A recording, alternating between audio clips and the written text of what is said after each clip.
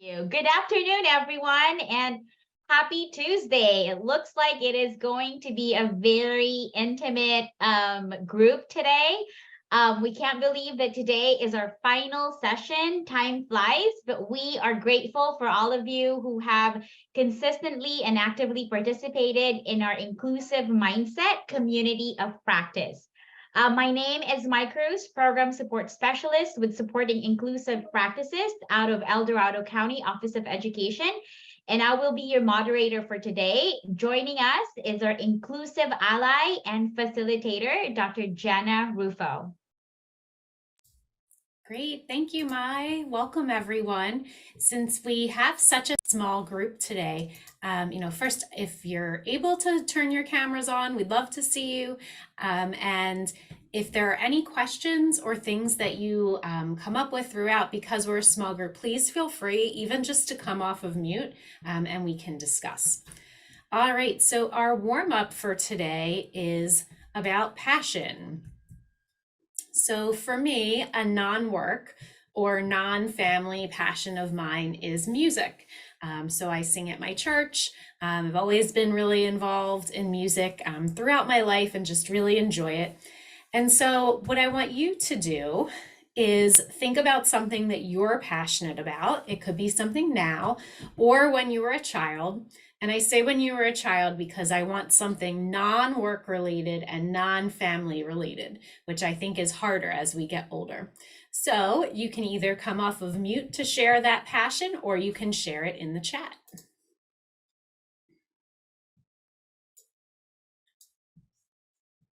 I will start. I think for me, my non-work related and non-family related passion has been swimming. I started swimming since I was in third grade. And I mean, last week I was like, you know what? I need to de-stress and I need to just, go in the water. And so swimming is that passion of mine. Great. Julie says traveling. Paula says dancing.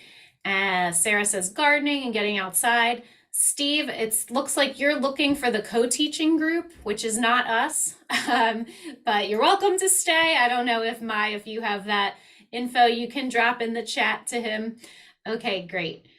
Oh, and Rita said shopping. That's a good one. What do you like to shop for, Rita?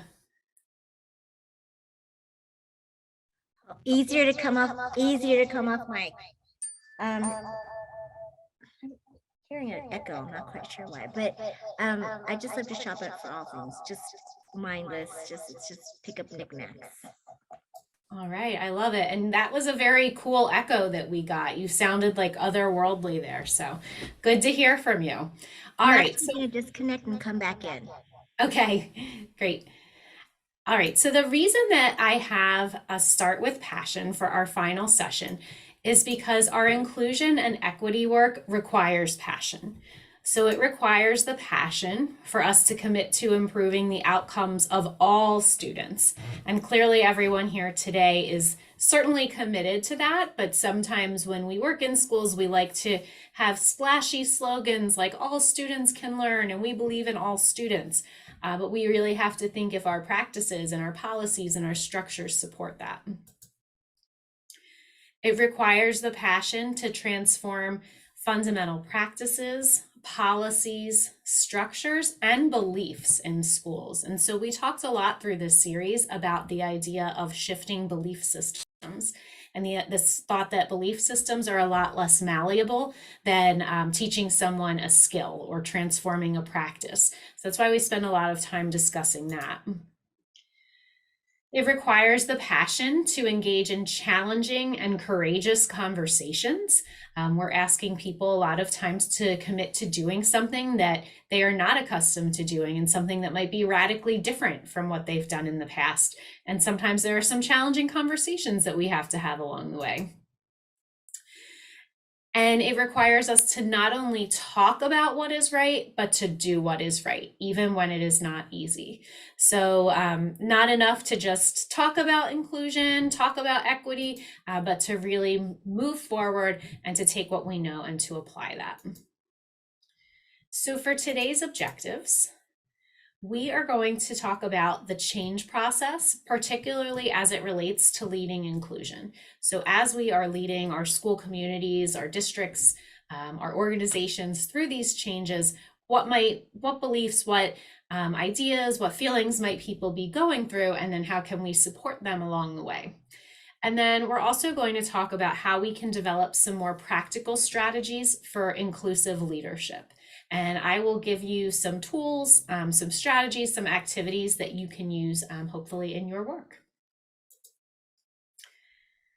Okay, so what you're looking at here is called the change wheel. So in the change wheel, it talks about the different stages that people go through when we are undergoing a change. So this first stage here is stage 1 is loss. And when people are changing something, when we're saying, okay, now we're moving from a self-contained model of special ed to a more inclusive one, people are likely feeling fear. They might be very cautious, thinking that, well, what's wrong with everything that I've been doing? I'm afraid to lose this. And sometimes the behavior can be a little paralyzed when we're feeling that loss. Then we move into this stage of doubt. This is where people might start feeling resentful.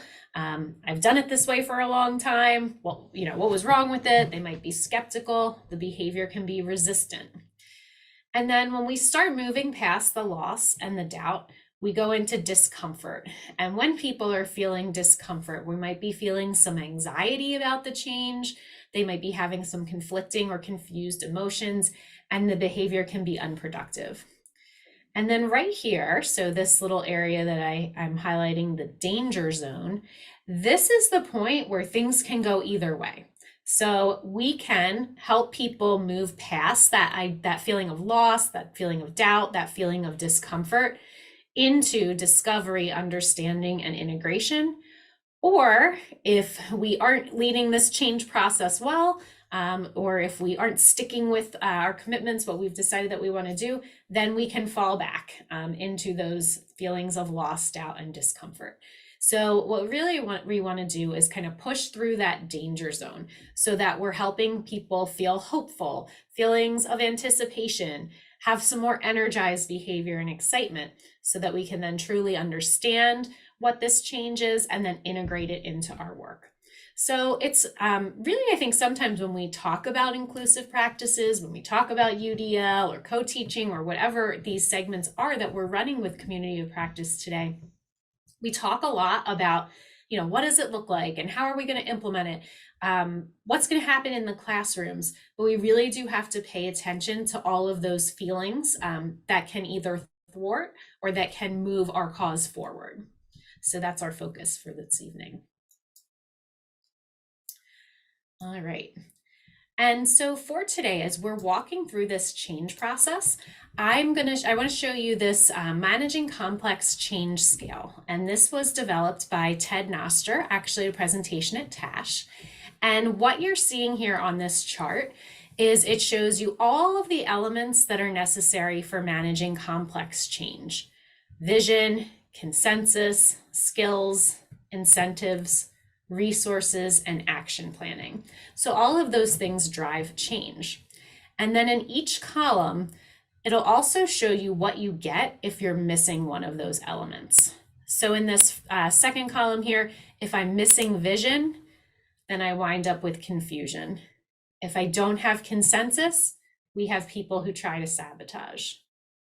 When we lack skills, there's a lot of anxiety. If we don't have incentives, that idea of what's in it for me or why should I do this, that will cause some resistance. A lack of resources causes frustration. And then when we don't have an action plan, we have people feeling like they're on a treadmill. So when we're thinking about inclusive practices and leading these changes for inclusion, we want to make sure that we're considering all of these elements and incorporating them into our plan. Okay, so let's start with vision. So one of the things that we want to think about before we develop our definition of our vision or our definition of inclusion is there's some questions that we want to consider. So we want to think about these things and we want to talk about these things with our staff and with our colleagues. First, Why does our school need to be a more inclusive place? What current practices are we engaging in that will be radically different when we become more inclusive? And what will our school look and feel like when we have achieved greater inclusion? So, what we're going to do now is we're going to try it. So, we are going to go to this link. We'll put that in the chat here, bit.ly/visioningjam. So I will give everyone a moment to pull that up.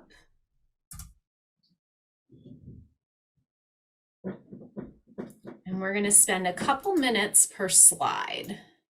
So, oops, that's not what I wanted.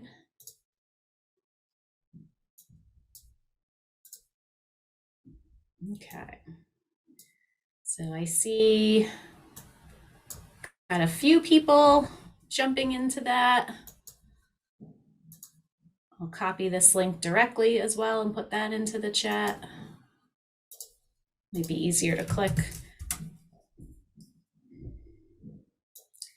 Okay, so I'm going to give you 2 minutes per slide, and I just want you to take the sticky note and provide some answers as it relates to your current school, your district, your organization, your system. And for those of you who haven't used Jamboard before, you're going to navigate over to this left-hand side, click on that little note that looks like a sticky note, type and save. All right, so we'll start now. 2 minutes on this first slide. Why does our school need to become a more inclusive place?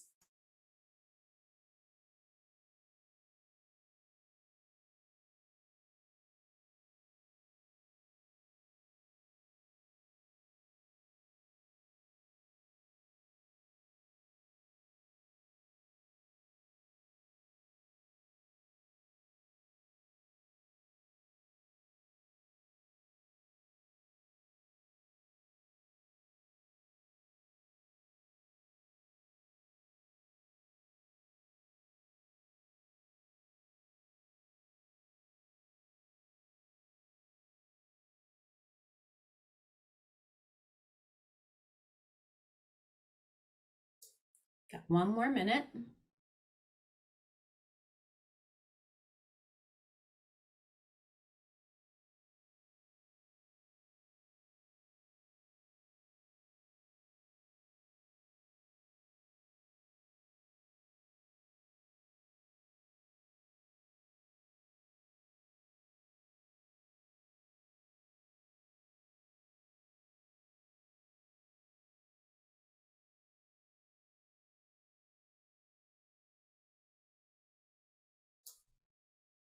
Okay, great. So we see some themes coming up here. So we have these themes of it's the right thing to do, it's what's best and what's right for all students and staff.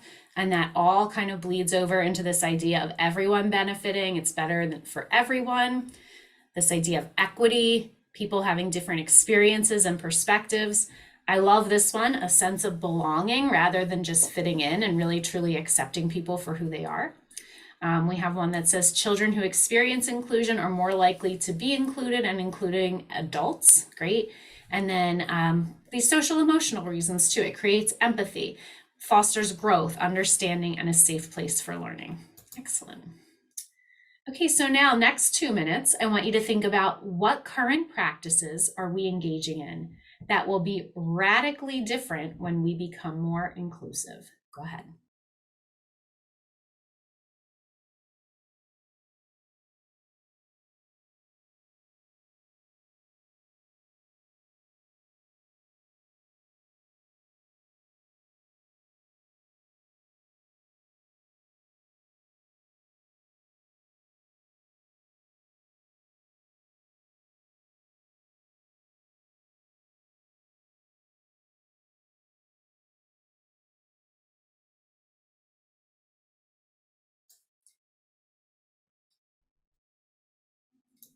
If you haven't found your way onto the second slide, you just toggle over on the top.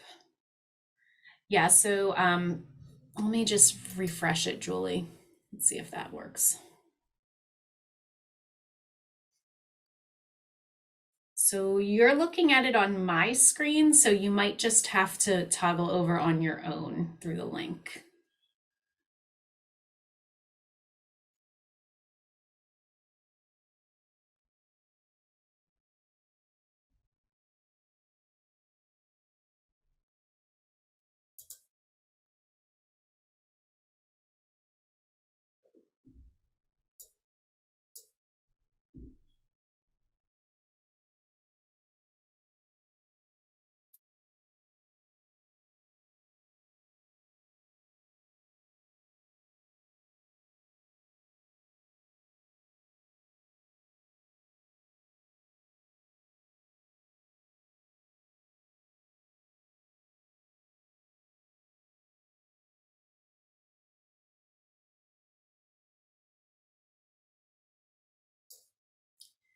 So I know we might still have some people typing here, but I would like to have a little discussion on some of these things that I'm seeing coming up. So tracking students into various classes based on diagnosis will change. And understanding of the differences of a student needing a one-to-one versus being included. So who put that one about the one-to-one? I would love to hear more, because I think that's a common misconception that when we, if a student's included, that they automatically require adult support. So that one was mine. I actually have been experiencing that this year. So, and it really kind of, this year highlighted it for me. I'm a special ed teacher, working with infants and toddlers, and I push into community settings and to support inclusion in community preschools outside the school district. So with the new staff that I was working with in this preschool class, they had limited experience with kids with disabilities. And I guess I'm just giving the example. They basically said, your students who are included, well, you're there just for them. And I had to kind of step back and kind of redefine my role. You know, supporting inclusion is supporting kids to learn how to interact and participate with all children and all staff, not just the special educator or the adult that's assigned to them. We want kids to learn how to interact with other kids versus just one adult. We want them to have experiences like their peers. And when a lot of times when kiddos have one-on-ones, you know, we find that sometimes they do get stuck with that teacher. And then it's harder for other staff to kind of push in and build relationships too. I don't know if that answered the question, but yeah, no, absolutely. And it sounds like you had to have one of those challenging and courageous conversations that we were talking of in one of those first slides there. And, you know, I applaud you for doing that and for having that conversation, because it's not easy to have, especially if you're someone that, you know, is not necessarily affiliated with that community preschool or wherever it is that you are. You're kind of an outsider. And so that's a difficult line to navigate. So thank you for sharing that, Sarah. One other thing, if you could come off mute, if you wrote this one about tracking, and tell us what you were thinking about tracking students into classes based on diagnoses. I'm here because I'm an advocate. Can you guys hear me okay? I'm trying a new headset. Yes. I'm not a classroom teacher. I'm here as an advocate, and a great deal of what we hear is, oh, all kids with autism get sent to that classroom. Yep. And there isn't even any discussion of inclusion or what does this particular child need in terms of services and supports. And it's just kind of an automatic go-to. Like, oh, they have these kinds of behaviors, they have this kind of diagnosis, so they're automatically tracked into this classroom. So my expectation is that in an inclusive school setting, there's going to be a lot less of that. Right. Yeah. I think that's really common, unfortunately, in terms of we have this program and you have autism and we have this program for students with autism. So that's where you go. And sometimes I say, if you build it, they will come. So if we have a place to send these children, then that's where we send them. And so I think that's why it's really important that when we start looking at things systemically, we really think about those structures that need to be dismantled, and they do need to be dismantled. When I was a special ed director, kind of leading my district through this change, one of the principals that I worked with, he was great. You know, he said, we were really trying to move towards inclusion. We had implemented more co-teaching. But the first year that we did that, some of the special ed teachers still had classrooms or spaces. And the next year, he took them away because he said, you know what, those spaces are being used way too much, that we're still engaging in these practices. We're saying we're not, but we're still kind of taking these kids out. And so even that physical or symbolic space, we have to think about what that communicates. and how it supports or hinders what we're trying to do. So thanks for sharing that, Julie. Okay, and our last one, 2 minutes on this last one. What will our school look and feel like when we have achieved greater inclusion?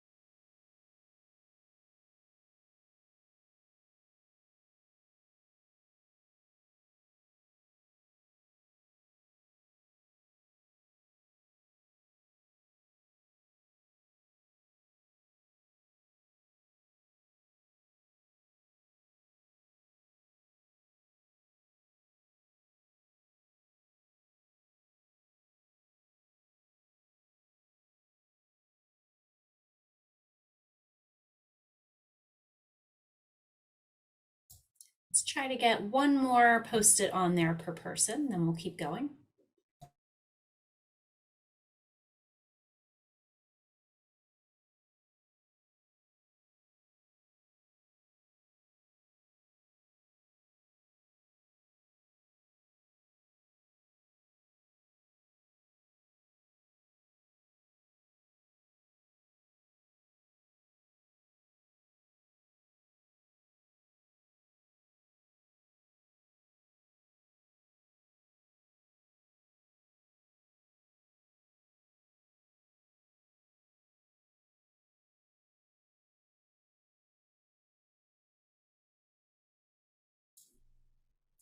Okay, so some themes I'm seeing here, a theme of community, collaboration, a sense of belonging and acceptance, ownership by all teachers, administrators, and staff to educate all students.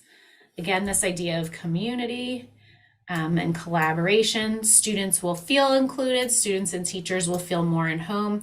And I really want to stop on this one here. I like this one. It goes beyond compliance. It is meaningful belonging. Anyone want to share that one? That was me, Jenna. And I think it goes to, I have been a special day class teacher, an RSP teacher, and an administrator. And I think we can easily fall into that compliance, trap wherein we do everything like XYZ. But then, yes, we put the student in a general education, classroom saying it's 100%, 100% inclusion on paper. But if you ask the student, if the student is able to, really respond, if he truly belongs in the classroom, then that's a different story. So our goal is to really go beyond compliance and really, really work on making sure that our students who are in the our students with IEP who are in the general education classroom truly belongs there. Great, right, because you can be physically present. That doesn't mean that you have a sense of belonging or that you're being meaningfully included. And I think another thing that's unfortunate in the world of special education is that we are so compliance focused that we miss the boat. So we miss the big picture. And I actually wrote a blog on this, and one of the breaks, I'll find it and drop the link in there. And I forget what the title was exactly, but it's something like stop worrying about getting sued or stop worrying about compliance, because there's such this hyper focus on the legal piece and, well, we have to do this, or the IEP dates have to be perfect. And the reality is, if we focus our efforts and our energies on creating a really robust, strong program, if we're building relationships with families, then those other pieces will fall into place. But when we kind of focus in on that minutia without attending to the big picture of what are we doing systemically, that's where it really falls apart. So I get it. I was a special ed director. I was an assistant superintendent, and there's a lot of noise, right? So there's a lot of even school district attorneys who will tell you, you need to focus on legally defensible IEPs. No, let's focus on the program. The IEPs, that's the easy part. So program first, really thinking big picture. One other thing before we drop back into our presentation that we didn't talk about on this slide, and then even on this one, about what current practices are we engaging in that will be radically different, is what instruction looks like. And I think that sometimes the reason that people can have a hard time envisioning inclusion is because they're envisioning this as the system currently exists rather than what it could be. So if we're in a system where we do a lot of whole group instruction, where it's very teacher centered, or a lot of call and response activities where, you know, everyone raises their hand and we call on one student at a time, we're going to see challenges, because those are strategies and practices that really don't engage very many students. And our students with disabilities, they highlight how those practices don't work because they really don't work for those kids.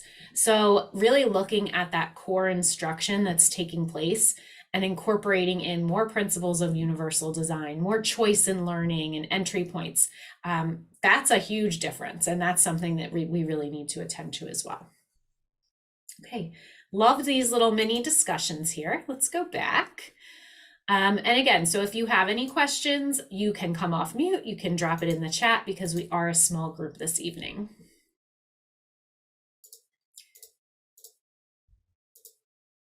Okay, so when we're thinking about this vision, where we want to go, all of those things that we talk about, we have to develop a shared understanding. So engaging in that type of exercise like we just did with your colleagues is really important to kind of highlight why we need to change, what action is needed, and to create that shared ownership that someone had mentioned on the Jamboard. You also want to think about describing what the vision looks like. And I think sometimes it's hard, again, for people to envision it. So when we're engaging in this practice, that means that, and maybe a variety of service delivery models will be used. It means that students are educated in their home schools. Whatever it means for your system, we have to describe that so that we're all on the same page.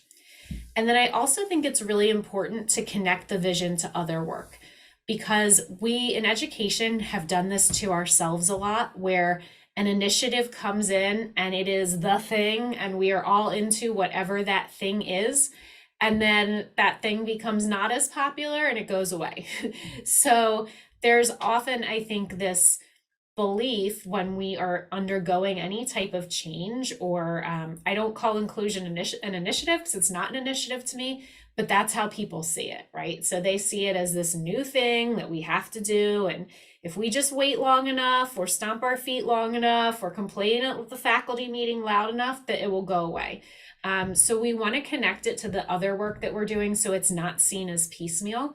And then we also have to stay the course. I mean, that's a huge part of it. In that change process, and if we look at change research, change really takes between 3 to 5 years.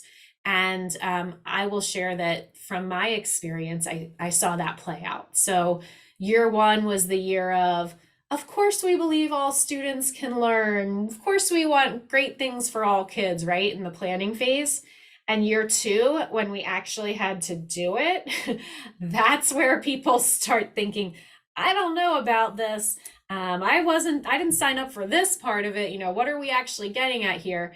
And then the conversation starts to move. So it starts to move from why are we doing this to, okay, how do I do it better? So we have to really wait it out. We have to stay the course. So we need that common language. We have to establish, is what you believe inclusion to be the same as what I believe it to be? Because people come to this term with a lot of different understandings. So in our session one, this was the definition that we looked at. So inclusion as a philosophy and a practice, and then it's rejecting labels. It's recognizing that a system excluding one is inequitable for all, right? So that's our big picture idea.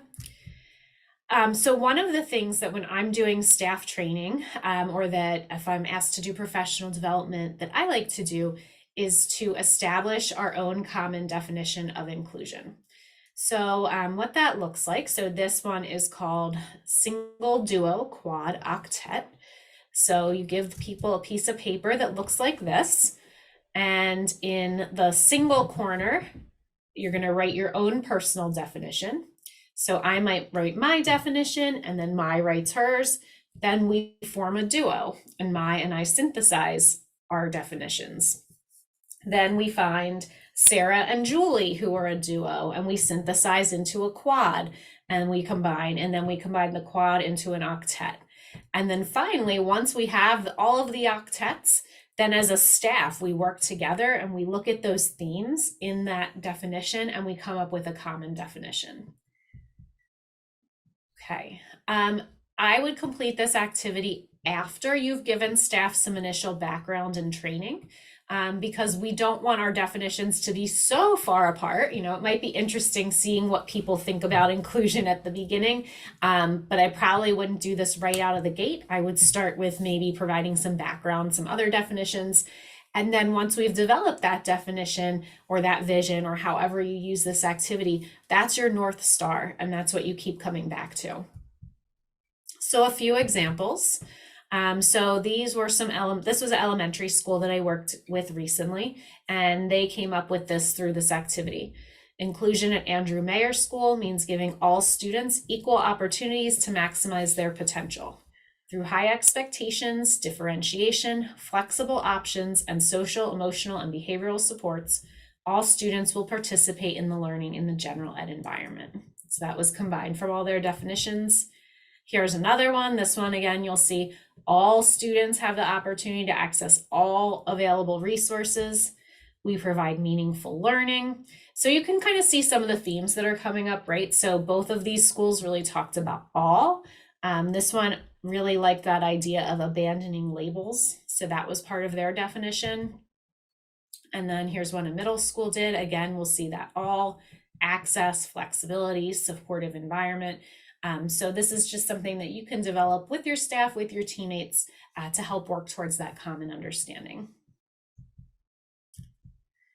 Okay, so when we're developing vision, once we have our vision, once we have our definitions of what our goals are, that's not negotiable. And then we have to lead by example and consider the impact of our actions. And I really hit this one home when I'm working with administrators, because if we say we're an inclusive school, and then the first time a kid throws a chair, he's shipped off to an out-of-district placement, not really an inclusive school. So that doesn't mean that that behavior is okay, right? But it means that we have to really think about what are we doing to support that child? Are there things in the environment that we can change? Because once we start kind of going back on that and dialing back, then people see that, do we really believe in this? I don't know. Our leader is not really acting like it. So really important to think about that. We want to recruit volunteers, but maintain the expectation of all students and all staff. So when we're first implementing something, so say we're implementing co-teaching, it might be okay in the middle to say, hey, or in the beginning to say, hey, everybody, this is what we're doing for next year. If you're interested, let me know, because we want it to get off to a good start. But that we also have to be clear that this isn't something that you can opt out of. And it's not a punishment. It's not something like, oh, this year I got the co-taught class, right? So in the beginning, recruit volunteers, but hold that expectation of at some point, everybody's doing it. And that's my expectation. All students are included and all staff are included. We want to lead collaboratively and develop trust, be visible, accessible, and involved. Hire compatible staff. So this one is challenging now because I know, there's a teacher shortage. But when we are in that hiring process, we want to make sure that we're looking for people who have a similar vision or philosophy, because when our staff starts to turn over, that's where we really have an opportunity to gain some critical mass to kind of shift the culture by the new people that we're bringing in. And then we want to take strategic action with parents and the community and making sure that they're aware of this process, that they're part of this vision development. Okay, so that moves into consensus, and the vision and consensus are very closely related because we have people working together to come up with these common definitions. So when we're talking about consensus, that's referring to this shared understanding and agreement, and it's built on collaboration, working together, collegiality, and cooperation. And when we don't have consensus, if we think back to our chart, that's when we see people trying to sabotage the work, trying to undermine what we're doing. When the unwilling or the unconvinced actively work against the willing, and when their negativity drags everyone down. So to build consensus, we want to find and grow our leaders. And I know I have some teachers on here who might be thinking, well, how does this relate to me? Well, everyone in their own way is a leader, right? So if you were a teacher, and if you were thinking, how can I make a difference? Think about going to your administrator and offering your support, or finding people in your building that you can advocate for this with, and maybe even just starting with one or two students that you have in mind and trying to focus on getting them in. We want to make friends and allies, as I mentioned earlier, with parents in the community as well. And then when we're building consensus, we're never going to get 100% agreement. We won't get it on anything, right? So the idea is that we want to reach the tipping point. So we want to reach that point where we have enough momentum to sort of tip the scales. Has anyone here read Malcolm Gladwell? If you have, you can just kind of nod or thumbs up. So he's written a number of books, and in one of his books, he talks about this concept called the law of the few. And what it says is that change is dependent upon a small group of people with a rare set of social gifts. And he defines them as this: mavens, the people we rely upon to connect us with new information. Our connectors, a handful of people with a truly extraordinary knack for making friends and acquaintances. So those people who have a lot of social capital. And then the salesman, charismatic individuals with an indefinable trait that makes others want to agree with them. So when we're thinking about change for inclusion, we want to think about our key players, both on our staff and our parents, our community members, and where they fall in here. And sometimes if you have someone who is a salesman who is really anti-inclusion, that's going to be something you have to overcome. So that's something that we really have to think about.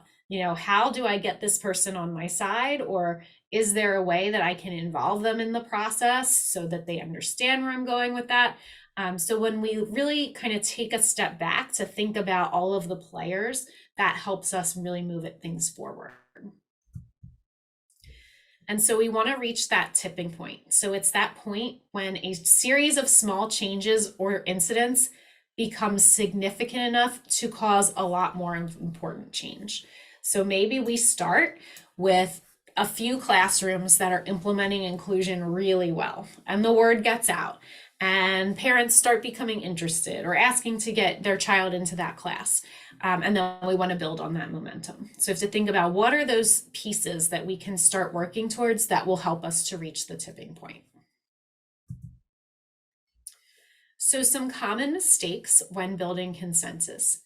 The first is ignoring the importance of that shared understanding that we talked about when we were doing our visioning work, because you're not going to ever be able to build consensus if we're talking about different things, or if my definition of inclusion is different from yours, then how are we ever going to come to agree to what that actually looks like in practice?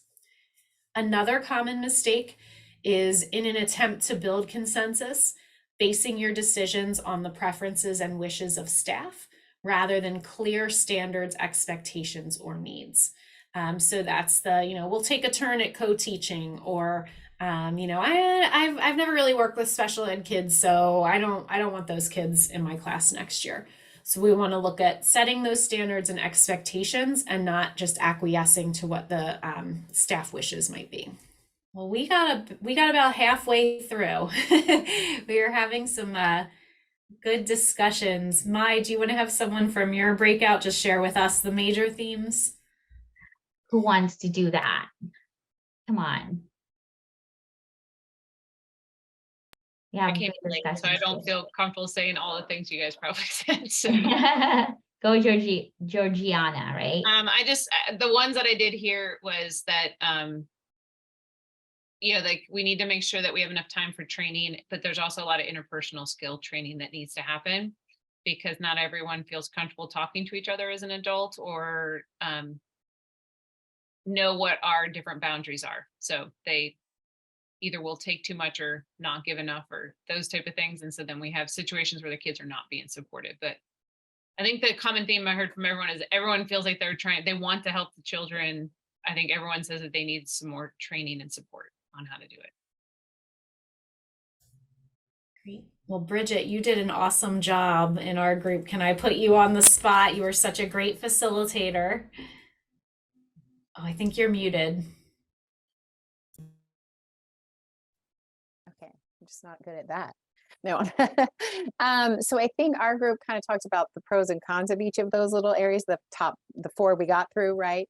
Kind of like, with starting at the bottom, the parents, how are the parents going to see it and what are their concerns about having, those students in their classroom and taking away resources from their child. And then also the parents of the special needs kids, are they going to get enough support in there? I mean, there's so many different avenues, just like you can't please everyone in all of those areas, and then our special education teachers are worried about they're going to be spread too thin. Everybody's going to be looking at them as like, not the bad guy, but it's help me, I can't do everything. And especially at the beginning when, like what you guys were saying, when there's or it doesn't feel like there's enough support, or they don't really know that they're already doing an amazing job in the classroom. A lot of times that's what I see.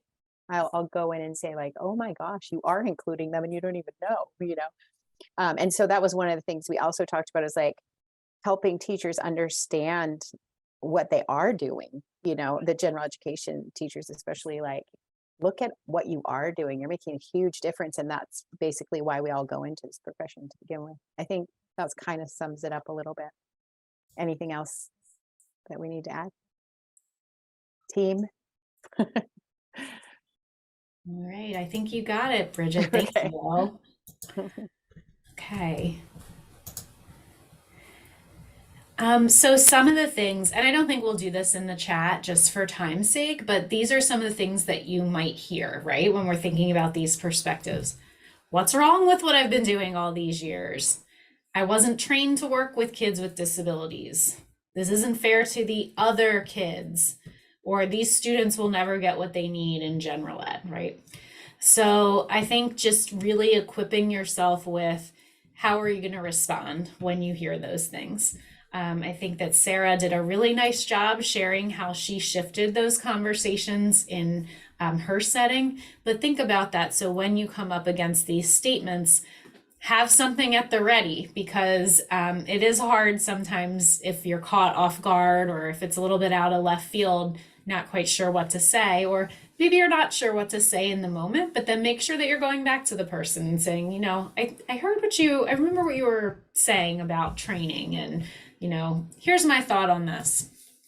And that training piece, I know someone who is a parent of someone with a disability, and she was great. She said, it always surprises me when people say, well, I wasn't trained to work with students with disabilities. And she said, you know what? I wasn't trained to be a mom of a kid with a disability. But, I figured it out, and my daughter has made me into a better parent, and I know that she'll make her teachers into better teachers. So, just thinking about what you'll say in those situations. Okay, so sometimes one thing that I always just want to put out there is a word of caution about consensus building, because like I said, we're not going to get 100%, and we can't wait until we have that to do what we know is right for kids. And at the time when I was in my former district, I saved this and I thought, maybe this will be useful someday. So this was the union newsletter that went out complaining, even though we've met with Jenna Rufo and the supervisors, had her to a rep council meeting, met with all these people, we're still having challenges. Is the district willing to change and alter the structure of inclusionary practices as they exist today? So this is that piece of you have to stay the course. And it's really hard when you have stakeholders who are very loud and vocal about not wanting to do it. So it's one of those things that, sure, like we can talk about how to make things better, but we're not going to talk about if we're doing it. So that's, I think, the way that if you're in a leadership role, I think that there comes a point, right, where you are supportive, you're kind, you provide training, you provide resources. And if after all that, there's still people that just don't want to do it, I mean, then it has to be a conversation about maybe this isn't the right place for you if your vision isn't matching what our vision is for the district. And that's hard. That's hard when this is your union president. And I think, though, one of the things that always heartened me, though, was that I always got these things because people would bring them to me and say, like, we don't all feel this way. So it's really thinking about who are those people, right? Who are your mavens, your connectors, your salesmen, and having them help you along. Because unfortunately for me, the union president was one of those people that it didn't matter what I did. I was not bringing him along. And that was a huge challenge. But I also wasn't going to let what was right for kids get in the way of those politics. Can I ask a question? Yeah, sure. So as I'm on an inclusion work group in my program, and I think the challenge we're having now, we've had a change in leadership and we're going in an opposite direction. Yeah. So I think it's like this is like all resonating with me, but it's like, how do you have that? We've had a lot of hard conversations with management and directors and not feeling supported as the people boots on the ground. And it's like, what do you do now? When So has your leadership changed? Is that what you mean? And they're not necessarily on board, or the head director has, Okay. and there's been a big decision that has been made. So Yeah. so I mean, that's really hard Yeah. because it really does kind of start like top down. And I think you just always have to advocate for what you know is right. Personally for me, when I had a board that I didn't feel like supported the vision that I had created in my administrative role, it got to a point for me where I had to leave. I know that's not what you want to hear, but like sometimes if the leadership is not going, I heard somebody say this on a podcast, like someone has said, it seems like we're on really different pages about inclusion. And the individual responded like, we're in different books and I don't want to be in your book. So if you're in a place where like you don't want to be in that person's book, it's hard. So that said, like things come and go, people come and go. So you have to decide, is this something that, maybe this person's not going to be here for that long, that I can live with this? Or is it something that is a hill that I am going to die on, So nobody can answer that for you but you. I think, of course, I would try to talk to that person and talk about, here's all the work that we have done, but it's really hard when that's at the top. All right, so moving on to skills and resources, and Georgiana had talked about this piece, the idea of training. So developing those skills, so those are the items necessary to make required changes. So it might be physical skills or resources, it could be human resources, the people you need, or just developing those skills. And that requires training, support, planning, time, and reflection. And when we don't have skills, we have anxiety. So to build skills, actually, this is flipped. Determine your model. It says we will review next time. We actually did that in our last session. So remember, we talked in our last session about inclusion facilitator, consultant teacher, all those models. You have to, before we kind of march people in a direction, decide what the model is going to be so that we can get them the necessary skills and tools. So I think training is important. But I've also learned that there will never be enough training. There will never be enough time. So there's not ever going to be that perfect time. So we have to think about providing training, but not waiting until the perfect moment. I think it's really important to start skill building at the top for that reason that you're mentioning about the leadership piece, because I think that if that leadership doesn't have that belief system, or maybe not even the belief system, maybe they just don't know how to do it. That's really hard. Like, how do you change a classroom if the people that are leading those classrooms in schools don't have that understanding? So I like to start at the top. Whenever I work with districts, I request to work with their admin teams first so that I can build their understanding and then their capacity to lead the change. I also really like the idea of job embedded professional development, and some of those roles that we talked about the last time, like the inclusion facilitator or consultant teacher, they can really provide those supports. They can assist with paraprofessional training, and even not training in the traditional sense, but maybe modeling a skill or observing and offering some feedback. And just this reminder that there's no magic fairy dust. So a lot of times general ed teachers might be thinking like, well, I didn't go to school for this and I'm not sure what to do. And really the foundation of inclusive practices are really strong instruction. So that's what we have to focus on in general ed. Jenna, I'm just going to add on to what you mentioned about starting on top, because in our work with supporting inclusive practices, we work with about 81 grantees throughout California. And one of the things that we really do is start at the top. Like, okay, if we need to meet with the superintendent or director of ed services and special education, then we do that. And also, it's not just right now, we are also modeling that it's not just, we're not only meeting with the director of special education, we want someone from, the general education department or side to be involved in that. So it's really a collective and collaborative process, and making sure that everything that the district is doing is aligned and not done in silo. So I just want to add on to that. Great, thank you. Yeah, 100%. Definitely on the same page with that one. Okay, and then along those same lines, so resources.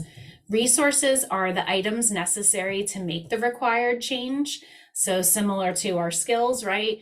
Requires those same things: training, support, planning time. And when we don't have resources, then we have the frustration. And when we're thinking of resources, we might be thinking about things like curriculum or tools or manipulatives for math class, but we could also be thinking about the people and the people resources that we have. And we want to think about allocating resources wisely, and then to beware of over supporting. So we don't want to over support and just be assigning one-to-ones to everybody, because it's the easiest thing to do, the path of least resistance, but really to think a lot about where we're putting our staff. So Julie had a question in the chat, so I'll answer it from my end, and then Mai, you can share for supporting inclusive practices. So in terms of connecting with schools and districts, so I do work with both individual schools and districts. I also have some projects at the state level as well. So it does tend to be people reaching out to me occasionally. I'll put in a bid for an RFP or something, but usually it would be someone reaching out to me. And then Mai, you want to share?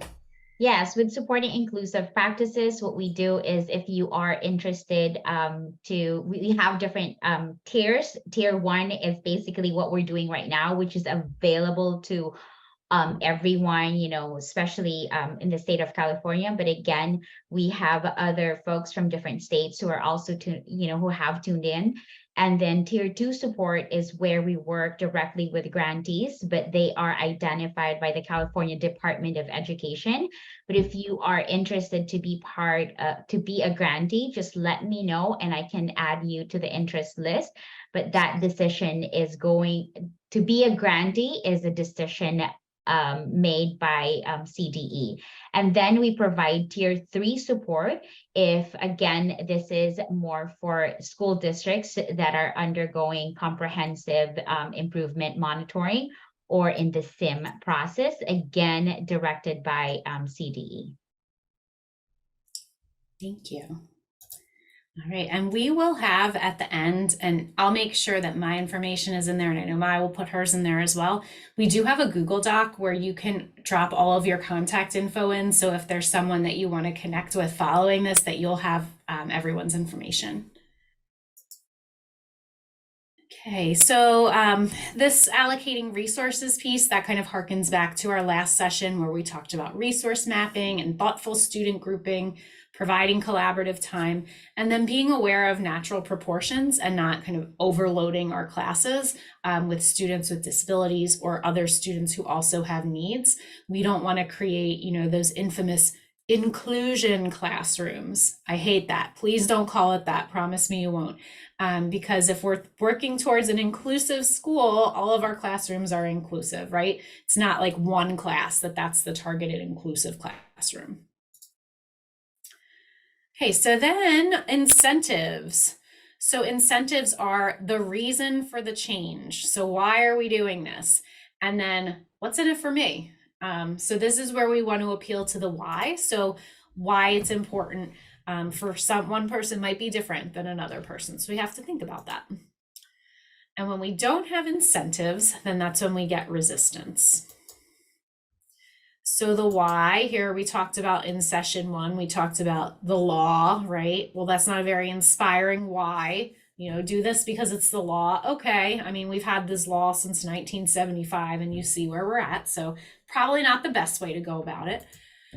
We can look at data. So think about the data that you have that you'll use to tell your story.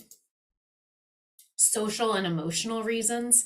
So sharing family stories, sharing successful stories that have happened within your district, positive benefits, friendships, those types of things that are developing. Sometimes there are external pressures, again, not necessarily the most motivating thing, but it can help to move things forward. Ethical reasons, really looking at inclusion from a social justice issue. And then the research, right? We know there's research that supports this. And then we also talked about post-COVID, right? That we have had this system that for a very long time has not been effective, if we're really being truthful. And we have always had students on the margins of what we would consider to be average or typical. And now we're just seeing a lot more students who are in those margins.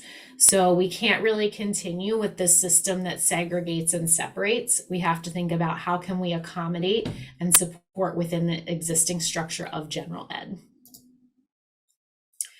So other ways to appeal to the why, personal stories, having that emotional appeal. So your people who are, you know, kind of data resistant, this might be a way to win them over, right? We're not going to win everybody over with the data. So these, when, again, just thinking back to my experience, and I just share my experience because I've lived it. It's not saying that I did everything right or wrong. But we started to do a newsletter where we would share out successful things. We'd share out pictures and stories. Like even just these pictures of these kids, like they're there, right? You can see they're included, they're part of the mix.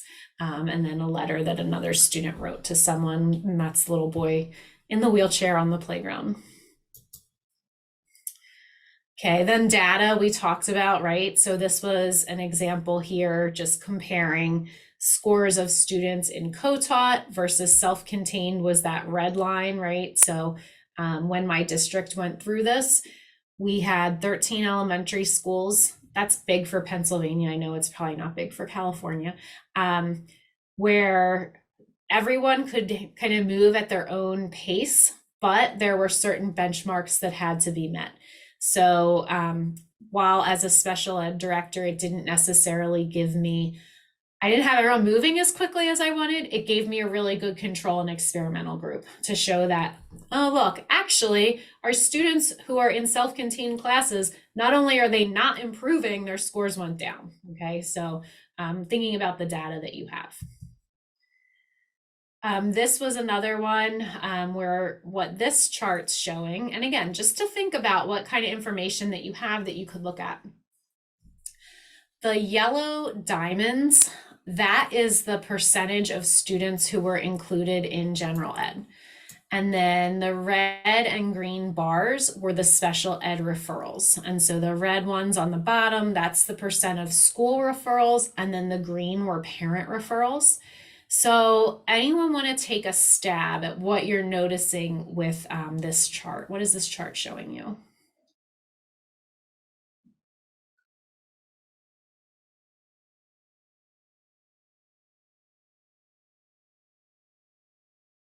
It's like initially, as inclusion was happening, there was an increase in referrals, but ultimately it dropped off. Clearly. So I didn't catch everything. I'm not sure if I heard you correctly. So what you're seeing is, right, so the yellow bar, as the inclusion increased, so the more inclusive, the fewer referrals generally, right? So over here, the most inclusive schools, these top 3 had some of the lower referral rates, where our schools that were least inclusive had the highest rates. Okay, so then what we saw was when we start bringing these supports to the students, we have those things that are available to prevent the inappropriate referrals. And, you know, there's kind of 2 faces you could put on it, right? So the first face is like, look, it's working. Everything is wonderful. We have all these supports in general ed. Kids are getting what they need, which I do think was happening. However, I do think a smaller piece of it was also that when teachers know that very little is going to change when I refer the student to special ed, their incentive for referring is lower.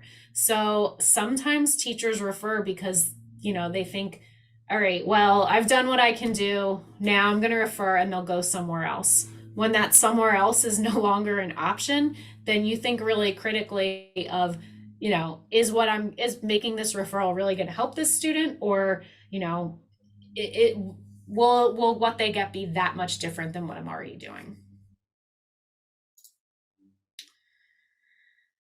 Okay, so types of incentives that might be appropriate. So things that you can kind of provide for that why, the data, the emotional appeal. An incentive could also be leadership and voice in shaping the plan, right? Like, so come be part of this with us. Or it could be something more tangible. Like, as a leader, I will guarantee that you will have at least 1 period of planning time per week with your co-teacher.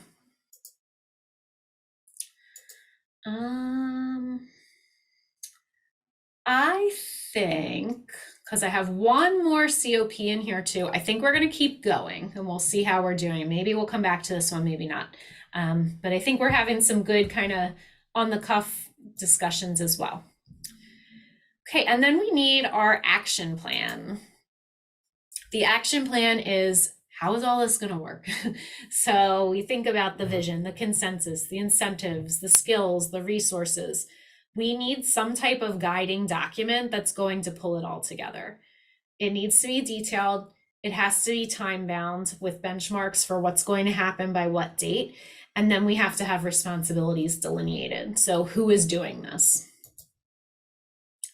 Oops, that shouldn't say this. What this should say on the bottom, excuse my typo here, is absence of action plan equals treadmill. So when we don't have this, we feel people that are just kind of running in place, not really getting where they need to be.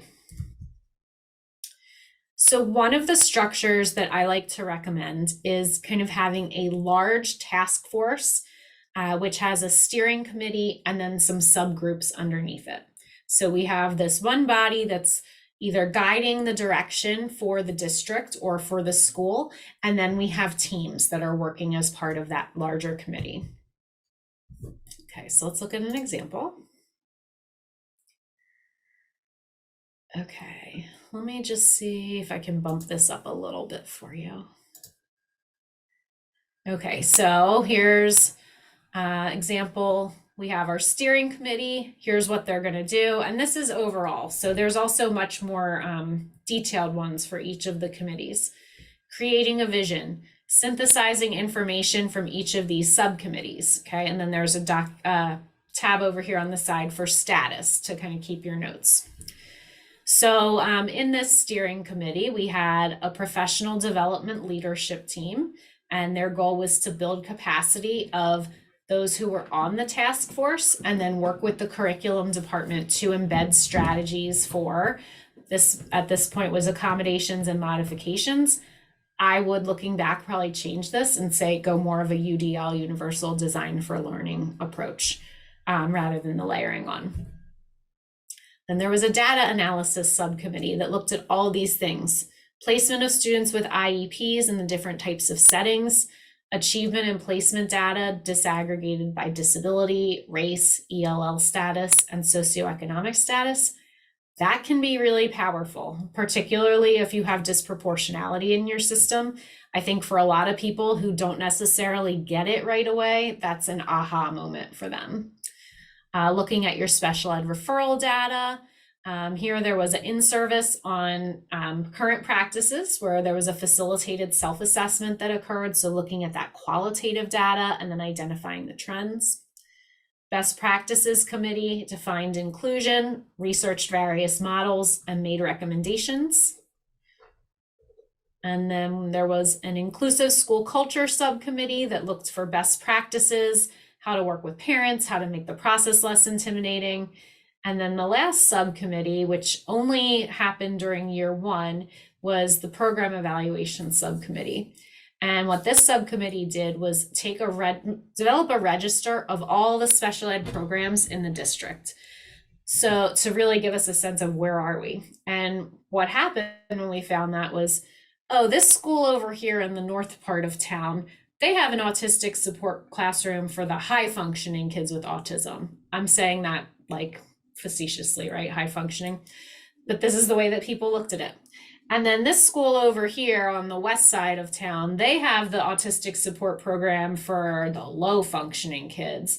And this autistic support program here, those are the kids that are kind of in the middle, right? So like even within these programs, we have these stratifications. So really taking a look at what are those classrooms you have, where are they housed, who is in it, right? So are we shipping kids all over the district to all of these different classrooms? And then developing a mechanism to gather some feedback on current practices. Okay, and then this will continue, goes into year 2 and year 3. I also like to suggest, and sometimes people don't like this, but I think it's helpful. I like to put people in there by name. So instead of saying things like special education department, I might say Sarah Knighton Weiser is responsible for this part of the plan. And you know what? If Sarah leaves, then I drop someone else's name in there because I think it just adds another layer of accountability rather than if we say special ed department, then, you know, might be a bunch of people and nobody really knows what the other one's doing. One thing you want to think about. Rita asked, is that example on our Padlet? It's not, but I can link it on there for you. You'll have it in the slides, but I don't think it links easily. Okay, historical amnesia. Okay, so here's what we want to avoid. Omitting or forgetting events of the past that could help shape the future. So as we're moving towards inclusion, we want to think about goals and initiatives in recent history, and then why did they succeed or they fail? How are students with disabilities viewed in the context of those reforms? And then what attitudes and beliefs about special education are prevalent now or in the past? So this is where it's important that you have some people on your team that have been around for a little bit that can tell you, okay, we tried this 6 years ago and here's why it didn't work. Or, hey, you remember when we had that last superintendent? She had this great idea and then it just kind of went away. So you want to think about what has happened and then how can you build on or learn from those events. Okay, so let's do our community of practice. We will do this one. And we're going to talk about what element of managing complex change do you anticipate being most challenging and how can you overcome those barriers? All right, so Mai, if you would open up our breakout, we'll just do same as before and we'll come back in about 10 minutes. Mai, you guys were just talking so much you forgot to shut our room down, right? I know. That's okay. We were having really good conversations too. I'll just quickly share. So some of the things that we talked about in our room was kind of getting at the root cause of why someone's acting a certain way. So Sarah had shared that she had an experience where it seemed like someone was really just, very resistant and didn't believe in it. But then when she actually talked to that person, they just didn't know what to do. So we talked about that. Also the importance of kind of setting teams up for success, having administrators involved when it relates to co-teaching pairs and other things. On our group, we did talk about, mindset, but really also we did discuss a lot of lack of resources, or no resources at all to be able to do this work. Yeah, right. And I think that's where I'd refer you back. Think about that resource mapping that we did. So think about where support is allocated, and then how can we really, and it requires collaboration with general ed, right? It's not just a special ed thing. How do we utilize all of those resources that we have? Okay. All right, so we're winding down. So let's kind of do a little recap here. So today we reviewed, this is what that was, chart we just looked at, the Noster model of change for implementing inclusion. And then we talked about some practical strategies for leading inclusive change related to vision, consensus, incentives, skills, resources, and action planning. And then earlier in our session 1, we looked at how do we re-story students from more of that strengths-based perspective. And we looked at the belief systems that contributed to exclusionary practices. And that's something I talk about a lot because I just think it's so important that we have to really get to why we're doing this and help people kind of shift those beliefs in order for it to be truly successful. We identified service delivery models that support inclusion, and we also reviewed how to allocate resources to effectively support inclusive practices. So, why do we really do it? So we're going to watch a video clip. This is a family that I worked with previously. In the video, their daughter is in 3rd grade. She's a junior in high school now. And I joke to her parents that I will be showing this until Lauren is 40 because they do such a beautiful job of articulating why this is important. So when we think about the why, we can talk about the data, the research, the law, but this is really the why. So I'll share this with you. And I'm going to reshare because I don't know that I shared my sound. So give me one moment here. Let's try this now.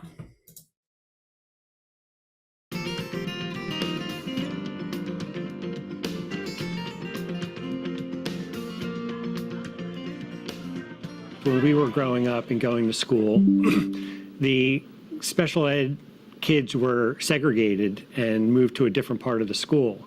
And they never got to meet us, and we never got to meet them. We didn't interact too much, and I think everyone lost out in that situation. So when Lauren was going to start school, we wanted to try to do it differently, and we wanted her to be involved in all of the school and get to know all the kids and have them know her as well. Secondly, once she's done with school, she's going to be living in society among everybody. And we were always thought, why segregate her from society through school? That didn't make sense to us. So what made sense was to include her in the whole school. Just like when she's an adult, she'll be out in the community being a productive member of society. With Lauren, we have seen some wonderful improvements. Her level of confidence has she's blossomed in her comfort with her peers. Her speech has blossomed, and with that, it makes her more comfortable to talk with her peers. And just how she carries herself. We can see that when I go to the school, I can see how she carries herself in the hallway. So it's been a beautiful thing. We have been so lucky to work with an exceptional team of educators, both from the general education standpoint and the special education standpoint, with a team approach for special education and general education working together, the paraprofessional coming in, speech, OT, and physical therapists coming together to talk about challenges, because there are challenges. before Lauren started school, Linda and I created a vision statement that we had for Lauren, and it included both short-term and long-term goals that we had for her. And some of those short-term goals have already been accomplished thanks to the inclusion at North Penn and at Walden Farm. Some of those short-term goals were socialization with her peers, having friends, going to their birthday parties, inviting kids over to our house, having Lauren just being known throughout the school, just like any of the other kids were. And through this inclusion, you know, a lot of those short-term goals have definitely been met. Some of the longer-term goals are go to high school, go to the prom with a boyfriend, graduate, eventually be a productive member of society, hopefully get married. But the key is none of those long-term goals can happen without everything that's happening short-term today. So what's happening today with all of the teachers and the team that Linda talked about is instrumental in getting us and Lauren to these long-term goals that we see for her. Okay, now it's a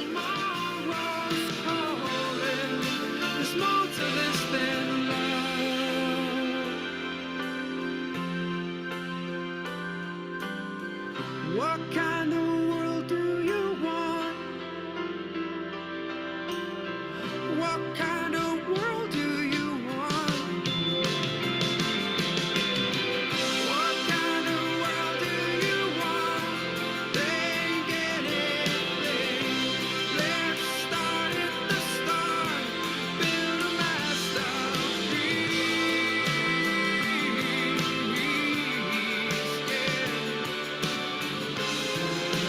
History starts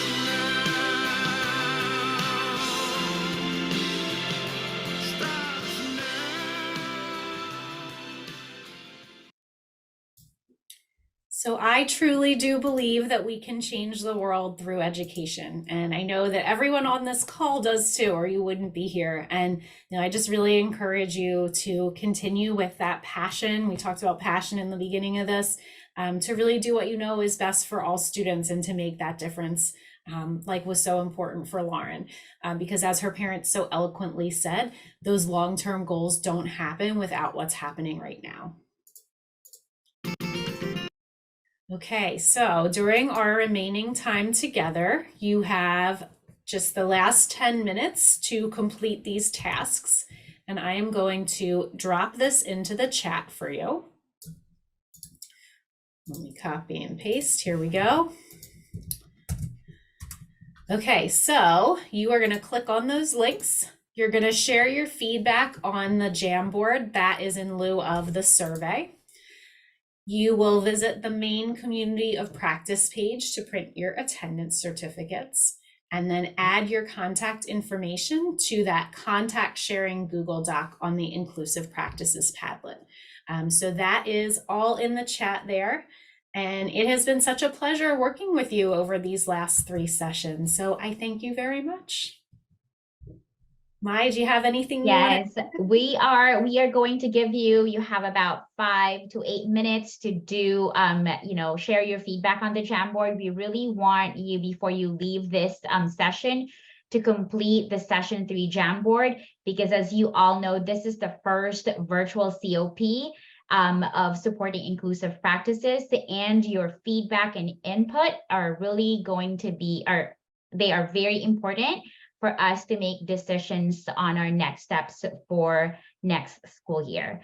The Jamboard is right here. I'm just gonna do that. Yeah, can you reset? There you go. Thank you. So if we Did it not go through? Let me put it through again. Yeah, I just did. And if we can spend the next 3 to 5 minutes to complete the Jamboard, there's only 3 questions, that would be amazing. Yeah, sorry, I just sent this to Mai instead of everyone. So now everyone has it. Thank you, everybody.